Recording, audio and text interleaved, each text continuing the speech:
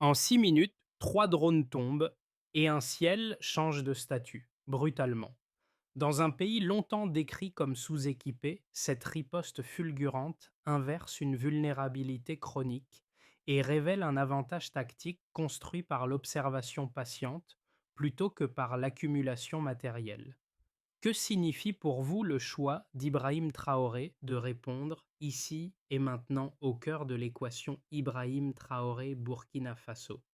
Si cette nuit silencieuse marque un basculement durable, elle annonce un pays qui cesse de subir son ciel, apprend à le lire, puis commence à le défendre collectivement. Cette séquence promet une lecture précise de ce qui s'est réellement joué au-dessus du Burkina Faso, sans spectaculaire inutile ni extrapolation hasardeuse. L'idée est simple: comprendre comment lire des signaux faibles transforme la sécurité. L'enjeu dépasse l'épisode nocturne. Il touche la manière dont un État recompose sa vigilance quand les moyens sont limités, mais l'attention collective progresse. En suivant les indices disponibles, le récit montrera comment des observations fragmentaires deviennent une chaîne causale, puis une décision opérationnelle cohérente. Un détail compte déjà, car ce basculement n'est pas né d'un miracle technique, mais d'une discipline d'interprétation partagée entre terrain et salle technique. C'est là que se joue la différence entre subir et répondre. Reste une question directrice, discrète mais décisive, qui s'impose. Combien d'autres signaux passent inaperçus tant qu'ils ne sont pas mis en parallèle? Cette promesse méthodologique engage le lecteur à vérifier chaque étape, à comparer avant et après et à mesurer les conséquences concrètes pour les acteurs civils, militaires et institutionnels. La réponse structure tout ce qui suit. 3 drones neutralisés en moins de 6 minutes ont suffi à révéler une structure cachée. Un chiffre s'impose d'emblée et il mérite attention: une trajectoire culminant à 2000 mètres, identifiée malgré des capteurs réputés faibles. Ce point n'est pas anecdotique. Il indique une reconnaissance prudente menée à distance, destinée à cartographier sans déclencher d'alerte immédiate. Longtemps, ces signaux auraient été classés comme bruit de fond. Cette fois, ils ont été mis en relation. Les relevés techniques pris isolément restaient ambigus. Les témoignages du terrain seuls semblaient trop subjectifs. Leur superposition a changé la lecture. Les soldats des avant-postes décrivaient des lumières irrégulières, parfois lentes, parfois nerveuses, apparaissant puis disparaissant sans logique apparente. Ils notaient des accélérations soudaines, comme si quelque chose testait les limites de leur vigilance. De leur côté, les techniciens observaient des micro-écarts sur des écrans fatigués, des lignes tremblantes revenant à la normale après une respiration électronique. Rien de spectaculaire. Tout devenait signifiant une fois aligné. À mesure que ces indices se sont accumulés, l'hypothèse du hasard s'est érodée. Les apparitions se répétaient, les altitudes variaient, les trajectoires revenaient sur les mêmes segments. Ce qui semblait erratique dessinait en réalité une progression mesurée. La lecture a basculé lorsque les données ont été mises en parallèle sur plusieurs nuits. Le ciel cessait d'être un décor pour devenir un espace analysable. C'est dans ce moment de convergence qu'Ibrahim Traoré a compris que la menace n'était pas ponctuelle. Les drones apparaissaient d'abord haut, puis descendaient lentement, ajustant leur route autour de zones sensibles. La répétition révélait une intention. La patience trahissait une méthode. Cette compréhension n'ajoutait aucun effet dramatique. Elle déplaçait simplement le centre de gravité du récit. Dès lors, chaque lumière, chaque silence radar, chaque variation devenait une pièce d'un ensemble cohérent. La question ouverte au départ trouve ici sa première réponse. Ce n'est pas la puissance des moyens qui a compté, mais la capacité à relier des signaux faibles avant qu'ils ne deviennent évidents. Deux figures discrètes ont servi de fil conducteur dès les premières nuits. Les seuls Les soldats des avant-postes et les ingénieurs chargés de maintenir des radars usés jusqu'à l'os. Aucun n'était au centre de l'attention. Tous étaient indispensables. Leur rôle n'avait rien de spectaculaire, mais il a façonné la lecture initiale de la crise. Sur le terrain, les soldats décrivaient des lumières erratiques glissant lentement au-dessus des positions, puis accélérant soudainement. Ils notaient les pulsations faibles, les disparitions abruptes lorsque les faisceaux montaient trop haut, et ce rythme irrégulier finissait par créer l'impression d'une intrusion familière. Les carnets s'accumulaient, les descriptions se ressemblaient sans être identiques, une forme apparaissait. Dans les salles techniques, les ingénieurs observaient autre chose. Des lignes tremblaient sur les écrans, à peine perceptibles. Des micro-écarts surgissaient, puis disparaissaient aussitôt. Chaque variation semblait insignifiante. Pourtant, répétée nuit après nuit, elle devenait un signal. Ils apprirent à lire ces frémissements comme un pouls, à distinguer l'anomalie du simple bruit. Lorsque ces deux regards ont été superposés, l'impact a été immédiat, le terrain donnait la forme, la technique révélait la logique. Ensemble, ils rendaient lisible ce qui restait opaque séparément. Cette synchronisation précoce a réduit la marge d'erreur. Elle a aussi modifié la posture des équipes, désormais conscientes que l'observation isolée ne suffisait plus. L'effet le plus rapide n'a pas été opérationnel, mais mental. Les acteurs ont cessé de subir des apparitions pour analyser une progression. Le ciel n'était plus perçu comme figé ou lointain. Il devenait un espace à interpréter en continu.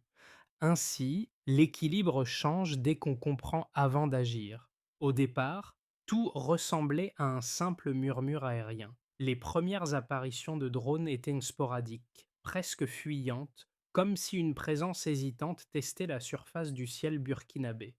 Un point lumineux surgissait, puis disparaissait. Une nuit passait sans incident.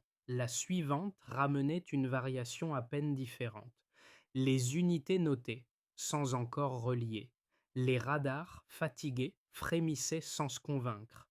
Le pays demeurait dans un entre-deux, inquiet mais sans certitude. Puis le rythme a changé. Les vols sont devenus plus fréquents. Les altitudes ont commencé à baisser. Les trajectoires se sont resserrées autour de zones sensibles. Ce glissement progressif a éteint l'hypothèse du hasard. Les soldats observaient des descentes lentes, suivies de fuites brusques.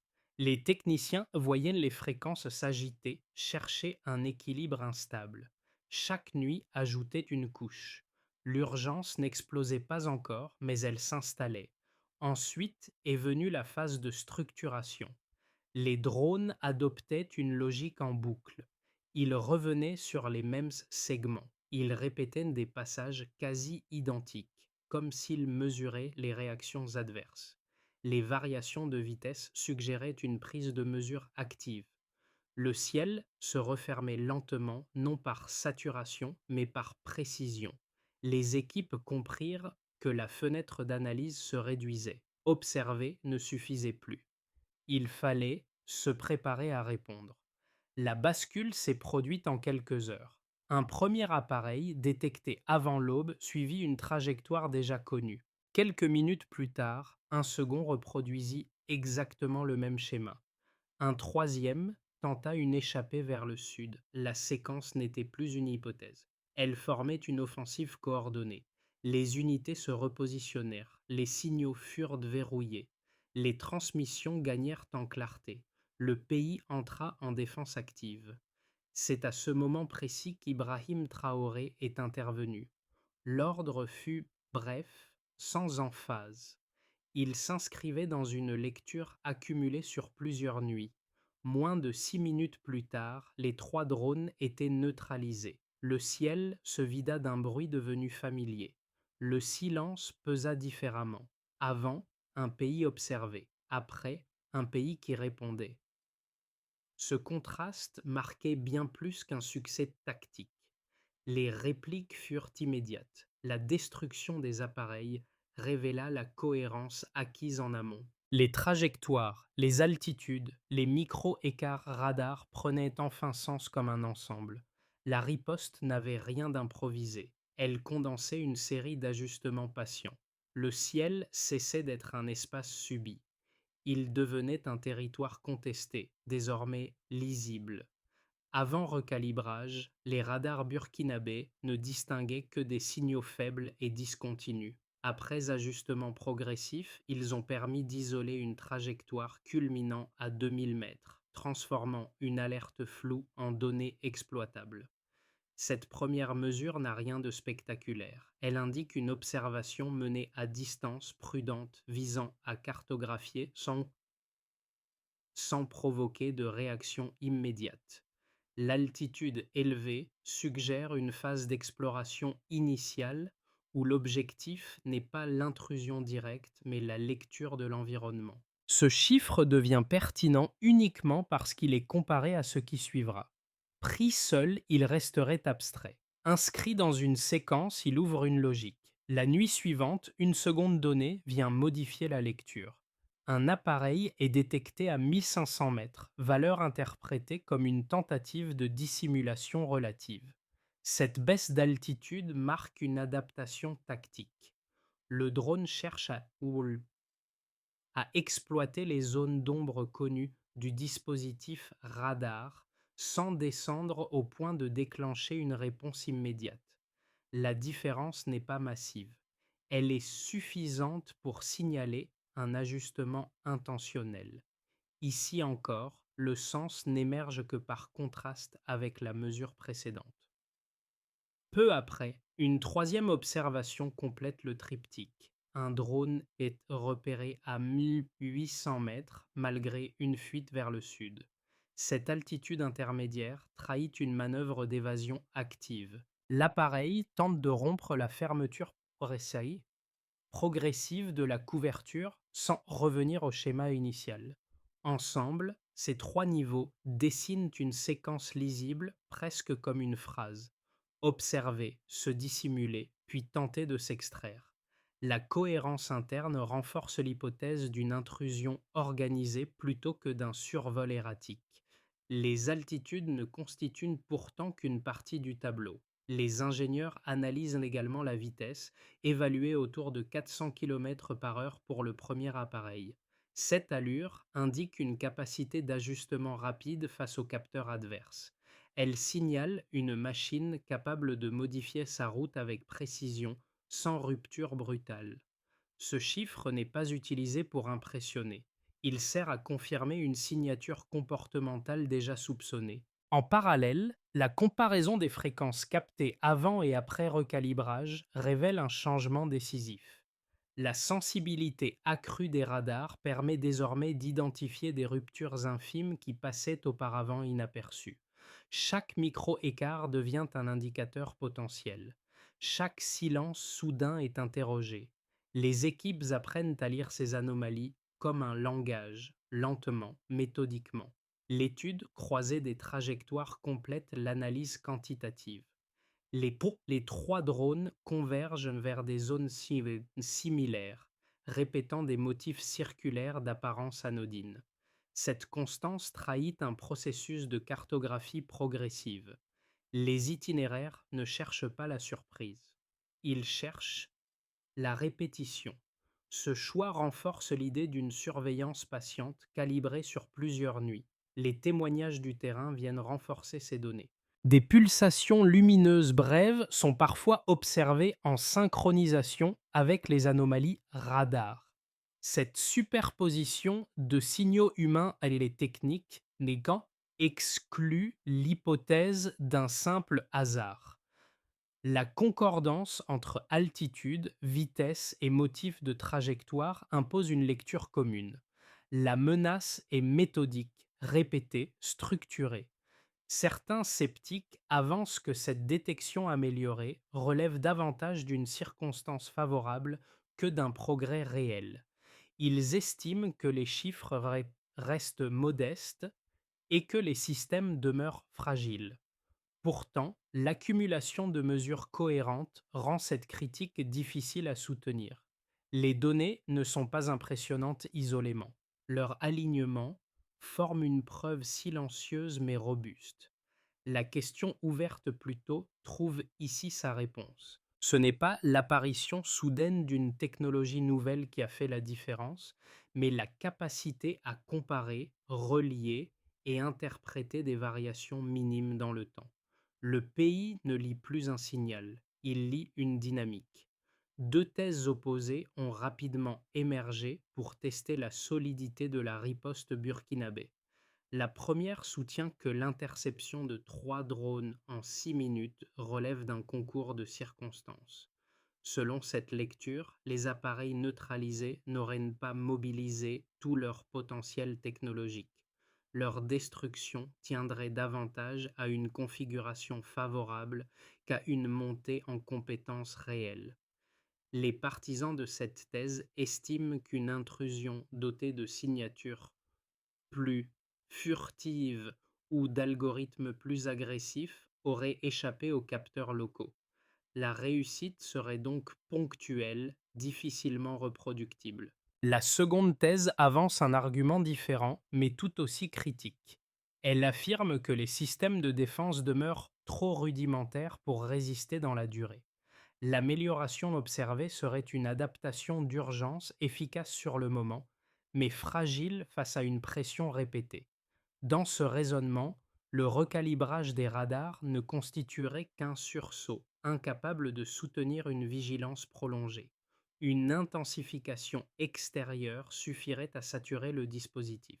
La riposte serait réelle mais précaire. Ces deux lectures soulignent des limites existantes. Elles ne sont pas infondées. Pourtant, confrontées aux données accumulées sur plusieurs nuits, elles perdent une partie de leur force explicative. Les trajectoires identifiées ne résultent pas d'une seule détection chanceuse. Elles s'inscrivent dans une série cohérente. Les variations d'altitude observées de 2000 à 1500 puis 1800 mètres montrent un ajustement progressif, non une errance. La répétition des motifs contredit l'idée d'un événement isolé. De même, l'argument de la fragilité technique néglige un élément central, la dynamique d'apprentissage. Les techniciens ont appris à interpréter des micro-écarts auparavant ignorés. Les soldats ont affiné leur description au fil des nuits. La coordination entre terrain et salle technique s'est densifiée. Cette évolution ne supprime pas les faiblesses matérielles, elle modifie leur impact. Un système qui apprend réduit ses angles morts, même avec des moyens limités. La riposte finale ne surgit donc pas du néant. Elle condense une série d'ajustements, de lectures croisées et de corrections successives. Elle n'est ni un miracle, ni une illusion. Elle marque un passage d'une posture statique à une posture interprétative. Le dispositif ne se contente plus de réagir, il lit, compare, anticipe. Ainsi, les critiques mettent en lumière des risques réels, mais elles omettent l'essentiel. La défense burkinabé n'est plus figée, elle est en mouvement. Et dans un environnement où la menace évolue par petites touches, cette capacité d'adaptation pèse parfois autant que la technologie elle-même. Le ciel a basculé. Ce point médian marque l'instant où l'épisode cesse d'être une succession d'incidents pour devenir une structure lisible. Les relevés militaires, enfin alignés avec les témoignages du terrain, dessinent une mécanique cohérente. Les drones ne traversaient pas l'espace aérien au hasard. Ils le mesuraient, le testaient, le répétaient. La révélation ne tient pas à un détail isolé, mais à la convergence des indices accumulés. Dans cette lecture resserrée, Ibrahim Traoré apparaît comme un pivot discret. Non parce qu'il dramatise la situation, mais parce qu'il reconnaît la logique qui se dessine derrière les trajectoires. Là où certains voyaient 3 appareils distincts, il identifie une progression patiente. Cette interprétation ne change pas les faits, elle en déplace le sens. L'incident devient stratégie, le survol devient intention. La reconfiguration interne s'opère alors rapidement. Les postes avancés, les radars recalibrés et les équipes techniques cessent d'agir en fragments. Ils forment un ensemble coordonné, capable de répondre à une surveillance désormais compréhensible. La décision s'inscrit dans cette cohérence nouvelle, sans rupture spectaculaire. À partir de ce moment, le ciel n'est plus seulement observé, il est revendiqué. Ce déplacement de statut transforme l'équilibre entre observateur et observé et ouvre la question suivante. Que produit concrètement cette bascule pour ceux qui vivent sous ce ciel? Au niveau de l'État, la neutralisation des 3 drones a produit un effet immédiat sur la perception de la souveraineté. L'épisode a montré que la vigilance aérienne pouvait être structurée sans dépendre d'une supériorité matérielle écrasante. Les administrations ont compris que la coordination entre données techniques et observations humaines constituait désormais une ressource stratégique. Cette prise de conscience modifie la manière d'aborder la sécurité, non comme une accumulation d'équipements, mais comme un processus continu d'interprétation. Dans ce cadre, l'intervention d'Ibrahim Traoré s'inscrit comme un signal politique clair. La lecture du ciel devient une responsabilité assumée au plus haut niveau. Pour les acteurs non économiques, l'impact est plus diffus, mais tout aussi réel. Les zones industrielles, les axes logistiques et les sites d'exploitation étaient souvent perçus comme exposés à des risques difficiles à maîtriser. La démonstration qu'une intrusion organisée peut être détectée, puis stoppée, réintroduit une forme de prévisibilité. Elle n'élimine pas l'incertitude, mais elle la borne. Les entreprises et les administrations chargées du développement réévaluent leur vulnérabilité à partir d'un ciel désormais surveillé de manière active. Protéger l'espace aérien revient, en creux, à sécuriser les flux, les investissements et la continuité des activités. Du côté des citoyens, l'effet est avant tout symbolique. Dans les villages comme dans les centres urbains, l'épisode a rompu avec un sentiment d'impuissance installé depuis des années. Les récits ont circulé rapidement, transformant une opération technique en repère collectif. Le ciel, longtemps perçu comme lointain et incontrôlable, redevient un espace compréhensible. Cette perception nouvelle n'efface pas l'inquiétude, mais elle la canalise. Elle rappelle que l'attention partagée peut produire une forme de protection, même imparfaite. À l'échelle régionale et internationale, la séquence modifie les cadres d'analyse habituels. Les observateurs du Sahel prennent acte d'un déplacement dans la hiérarchie entre observateurs et observés. L'épisode montre qu'une surveillance extérieure méthodique peut être contrée par une organisation patiente, fondée sur la lecture des signaux faibles. Dans ce contexte, la formule associant Ibrahim Traoré et le Burkina Faso circule comme un marqueur de repositionnement stratégique plus que comme un simple événement médiatique. Ces 4 niveaux dessinent un même mouvement. L'incident n'est plus isolé. Il devient un point d'appui. Le ciel cesse d'être neutre. Il acquiert une valeur politique, économique, sociale et régionale. La question n'est plus de savoir si cette bascule a eu lieu, mais jusqu'où ses effets peuvent se diffuser dans le temps. Dans un scénario de base, le Burkina Faso consoliderait les acquis sans chercher de rupture technologique immédiate. Les radars recalibrés continueraient d'être ajustés à intervalles réguliers, permettant aux équipes d'ancrer leurs apprentissages. La priorité resterait l'alignement interne, clarification des chaînes de décision, stabilisation des protocoles, continuité de la formation. Cette trajectoire n'accélère pas brutalement. Elle réduit le risque de retour en arrière. La vigilance progresse par couches successives, chacune s'appuyant sur la précédente, limitant les angles morts sans promettre d'immunité. Dans une hypothèse plus optimiste, l'élan actuel servirait de levier à une montée en compétences plus rapide. Les signaux faibles deviendraient un objet de formation structuré, partagé entre techniciens, unités au sol et administration locale. Les données techniques seraient croisées plus systématiquement avec les observations humaines, réduisant les délais d'interprétation. Cette dynamique pourrait produire un effet d'entraînement régional, certains voisins observant la méthode plutôt que les moyens. La sécurité aérienne évoluerait alors comme un réseau apprenant, capable d'intégrer des ajustements continus sans dépendre d'un saut matériel coûteux. Le scénario le plus contraignant envisage une adaptation extérieure silencieuse, des trajectoires plus furtives, des signatures plus volatiles et des rythmes moins prévisibles mettraient à l'épreuve les dispositifs existants. La pression ne se manifesterait pas par un choc brutal, mais par une érosion progressive des marges d'anticipation. Les équipes seraient sollicitées en permanence avec un risque de saturation cognitive. Dans ce contexte, la fragilité ne viendrait pas d'un manque d'attention, mais de sa dispersion. La vigilance resterait possible, mais plus coûteuse à maintenir. Face à ces trois trajectoires, une recommandation mentale s'impose naturellement.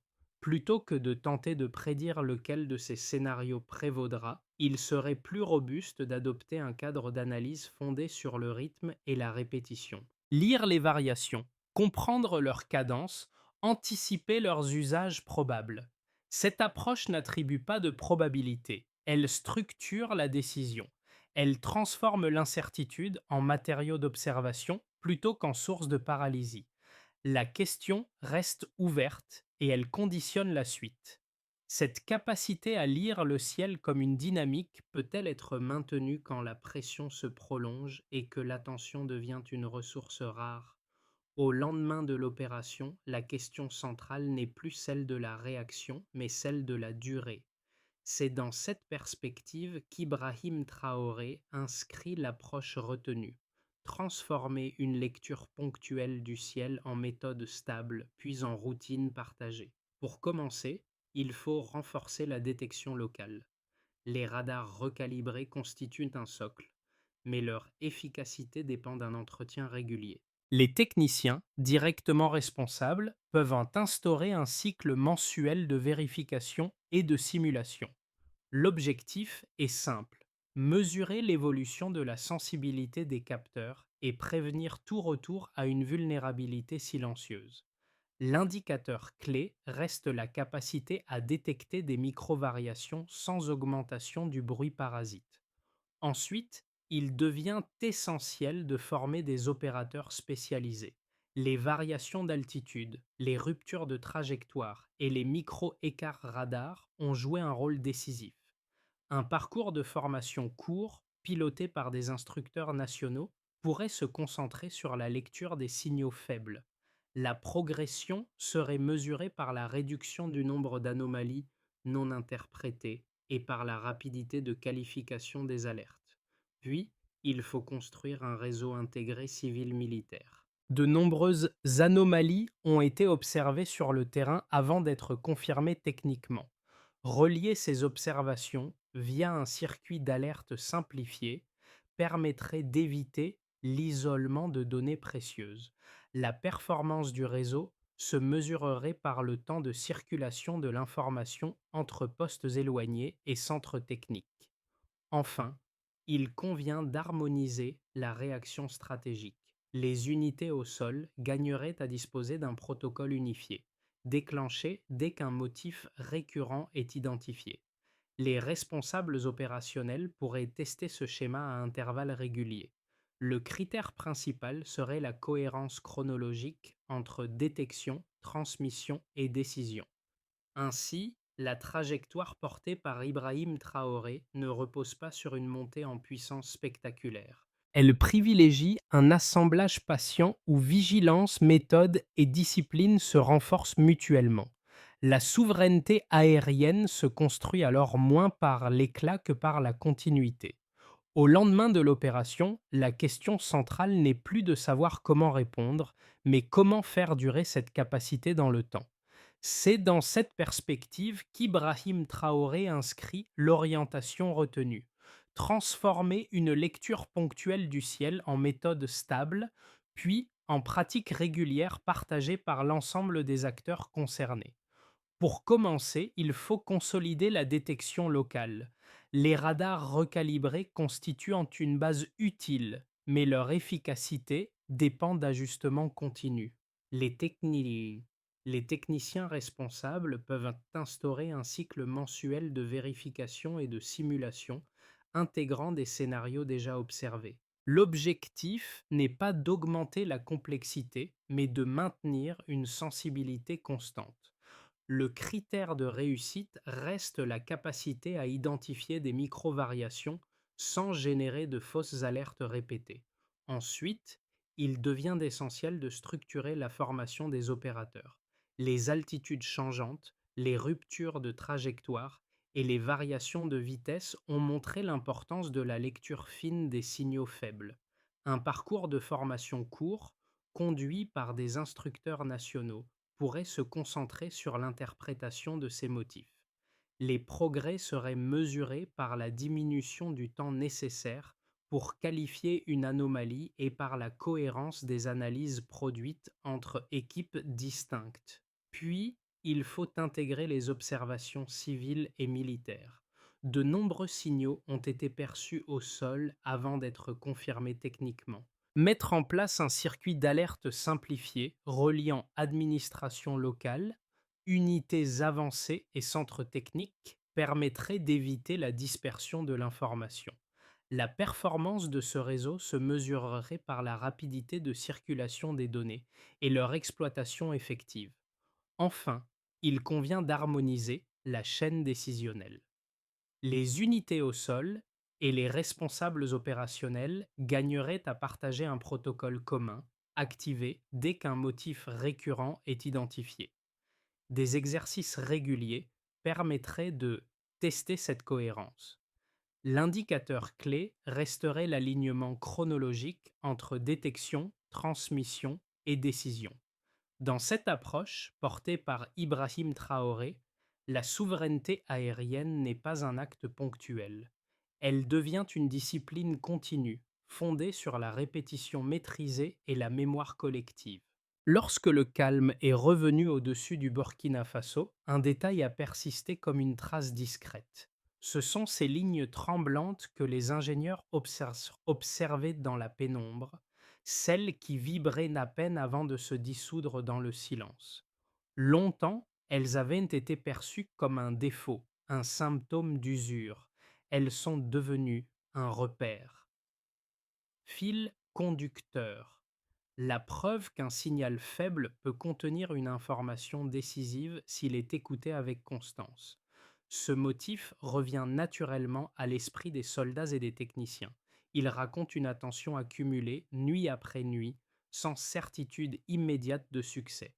Chaque micro-écart interprété, chaque observation notée, chaque comparaison répétée a contribué à transformer un frémissement en compréhension, puis la compréhension en décision, et la décision en acte mesuré. C'est dans cette continuité silencieuse qu'Ibrahim Traoré trouve son point d'appui, non dans l'éclat d'un moment, mais dans la reconnaissance d'un travail patient, collectif, souvent invisible. La souveraineté évoquée ici ne s'impose pas par la force. Elle se construit par la capacité à lire ses propres variations avant de vouloir les corriger. Le souvenir qui demeure n'est pas celui des drones tombés, c'est celui d'un pays qui apprend à écouter son ciel. À mesure que cette histoire s'éloigne, une dynamique plus profonde apparaît. Elle ne concerne pas seulement des radars, des trajectoires ou des décisions militaires. Elle touche à la manière dont un pays redéfinit son rapport à ce qui le surplombe. Le ciel n'est plus un espace abstrait réservé aux spécialistes. Il devient un élément du quotidien, observé, interprété, partagé par ceux qui vivent dessous. Cette transformation invite à une réflexion plus large. Que signifie exercer une souveraineté lorsque les moyens sont limités mais que l'attention collective progresse? Jusqu'où une discipline de l'observation peut-elle compenser l'absence de puissance matérielle? Et comment éviter que cette vigilance ne se transforme en fatigue ou en fermeture? Ces questions dépassent le cas burkinabé. Elles résonnent dans de nombreux contextes où l'incertitude s'installe lentement, sans choc spectaculaire. Si ce récit vous interpelle, il n'appelle pas une adhésion immédiate ni une conclusion définitive. Il propose un cadre de lecture, un angle pour penser autrement la sécurité, la coordination et le temps long. À partir de là, chacun peut s'interroger sur ce qu'il retient vraiment de cette bascule silencieuse. Quel aspect de cette souveraineté en construction mérite, selon vous, d'être exploré plus en profondeur?